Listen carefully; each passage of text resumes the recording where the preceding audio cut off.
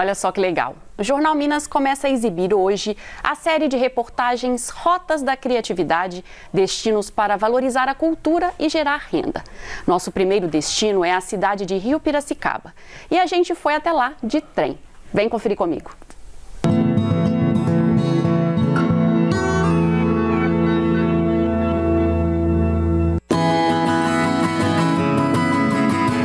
Viagem que começa cedo. Por volta das 6h30 da manhã, os passageiros já estão a postos para a partida do trem, que ocorre pontualmente às 7 horas da manhã.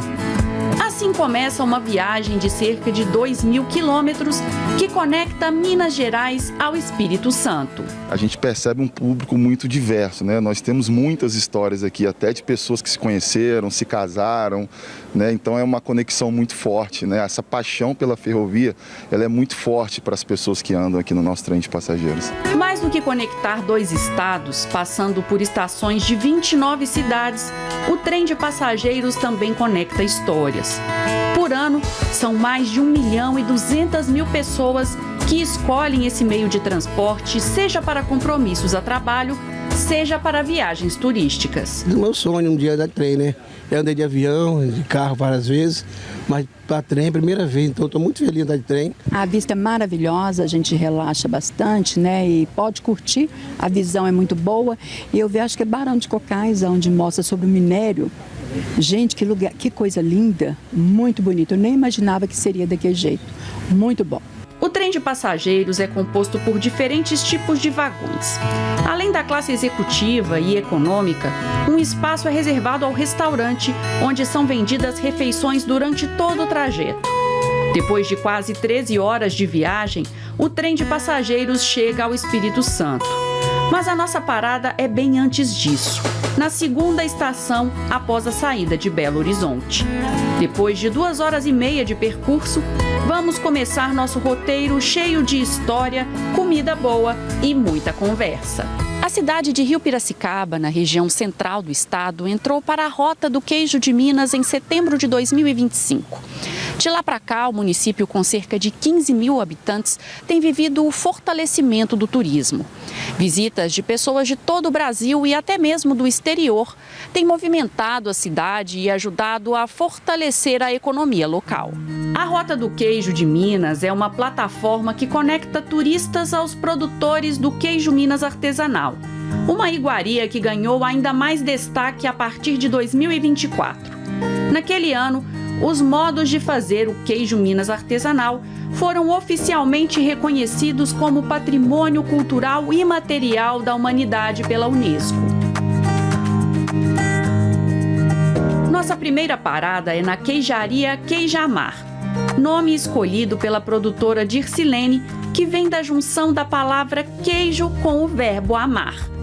Por aqui, os turistas são recebidos com quitutes tipicamente mineiros, café quentinho e, claro, conversa boa. Com isso, eu passei a receber as pessoas aqui na minha casa e falar do queijo e contar a minha história e saber das histórias das pessoas. Isso, para mim, é conexão. E é o que eu queria. Eu não queria vender o meu queijo, eu queria me conectar com as pessoas através do queijo. E com a Rota eu consegui isso. Conto a minha história, sei da história das pessoas, elas levam um pouquinho da minha história e deixam um pouquinho da delas. E em contrapartida, meu queijo vai junto. Eu adoro um café, né? Então, assim, eu acho o pessoal mineiro, o povo mineiro, eles são receptivos demais. Eu me sinto aquele aconchego dos mineiros mesmo, sabe? Aquele abraço gostoso com aquele café, aquelas bolachinhas, né? Os biscoitos, né? Então é tudo maravilhoso, é muito gostoso mesmo, é diferente. Durante a visita, Dircilene detalha como é o processo de fabricação do queijo e conta curiosidades.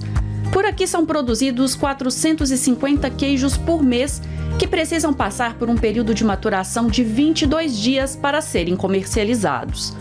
A receita inclui, além do leite, o pingo, que é um tipo de fermento, e sal.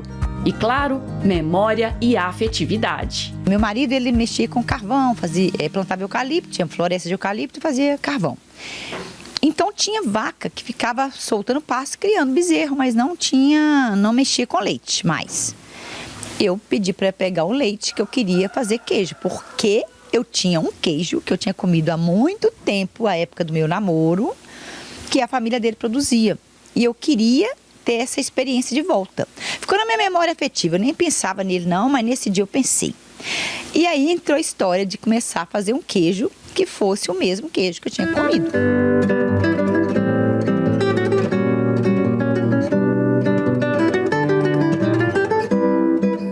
O almoço também é um momento de se encantar com a gastronomia mineira. A comida feita no fogão a lenha é resultado da dedicação da Miriam. Há 8 anos, ela começou a fazer marmitas para vender. Desde o ano passado, por causa da presença da cidade na Rota do Queijo, o restaurante vem crescendo. A gente tinha um espaço aqui embaixo, que é esse que vocês... Nem tinha, na verdade, a gente começou com um espaço há pouco tempo, né? Aí agregamos os banheiros para fazer parte. E quando a gente foi convidado a participar da Rota, aí com uns 4 meses a gente viu uma evolução muito grande, muito turista, as pessoas, né, que a gente viu a necessidade de um espaço maior e o turismo aqui da Rota do Queijo mudou tudo aqui da gente, mudou a rotina geral. Até a quantidade de pessoas que a gente tinha, por exemplo, 10 pessoas, vamos supor assim, no meio de semana, hoje a gente tem dia que atende 50, 60 da Rota do Queijo. Para quem faz o passeio de um dia em Rio Piracicaba, ainda é possível visitar uma segunda queijaria, a Trilhos de Ferro.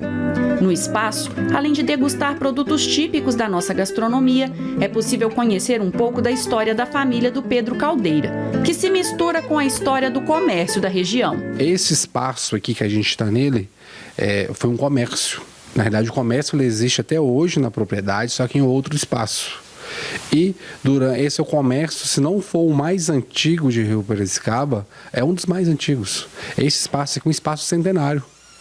Então, esse espaço que era o comércio, a gente transformou ele no museu. Era um espaço que antes de ser museu e entre ser museu e o comércio, ele era um depósito.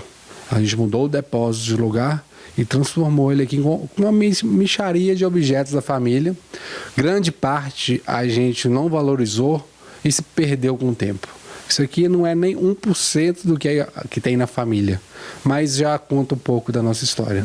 A produção do queijo Minas artesanal é outro legado da família de Pedro que ele resolveu resgatar. Em 2021, iniciaram a produção que pode ser adquirida no mercadinho junto a outros itens de produtores locais. Uma forma de misturar tradição com o fortalecimento da economia da cidade. O nosso comércio não é nem um comércio só para queijo e produtos artesanais. Ele vai desde o arroz, do feijão, do encanamento, tipo assim, é uma autêntica venda mesmo, tem de tudo. E dentro do globo, da parte do turismo, a gente tem os nossos produtos, né? Que é o queijo, mais alguns produtos que são produzidos aqui, igual geleias e alguns doces.